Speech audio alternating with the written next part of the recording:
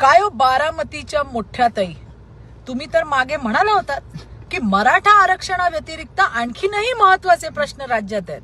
आठवत नसेल ना तर ही स्मरणगोळी तुम्हाला मी देते.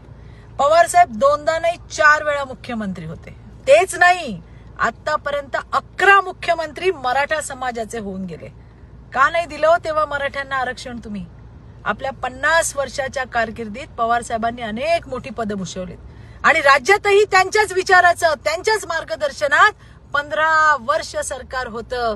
तेव्हा का नाही हो तुम्ही दिलत मराठ्यांना आरक्षण? 2014 ते 2019 मध्ये पहिल्यांदा 14% आरक्षण मराठ्यांना देवेंद्र फडणवीस यांच्या सरकारने दिलं. पुढच्या 2.5 वर्षात तुम्हाला आणि तुमच्या महाविकास आघाडीला ते टिकवताही आलं नाही हो. त्यावर बोला हो बारामतीच्या मोठ्या ताई. पुन्हा महायुतीचं सरकार आलं आणि मुख्यमंत्री एकनाथ शिंदेच्या नेतृत्वात पुन्हा एकदा 10% आरक्षण मराठा समाजाला दिलं.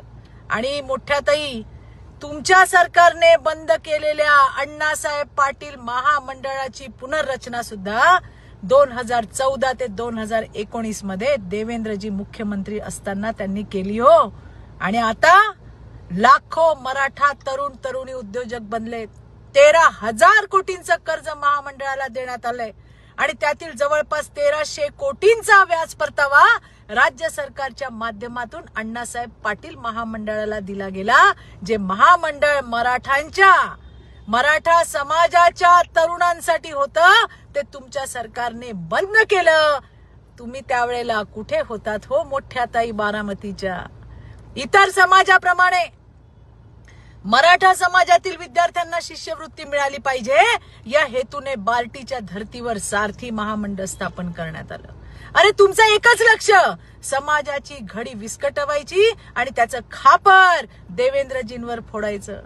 लक्षात ठेवा, काल आंदोलकांनी तुमच्या तोंडावर सांगितलं मराठ्यांचं वाटोळं पवार साहेबांनी केलं. हेच सत्य. आरक्षण न देता तरुणांची माथी भडकवली, त्याचे पडसाद आहेत हे मोठ्या ताई बारामतीच्या. आणि सगळ्यात महत्वाचं, मोठ्या ताई, तू इधर उधर की बात मत कर. जरांगेची मुख्य मागणी ओबीसीतून मराठ्यांना आरक्षण द्या. यावर तुमच्या गटाची काय भूमिका आहे ते एकदा राज्यासमोर स्पष्ट करा. धन्यवाद. जय हिंद, जय महाराष्ट्र.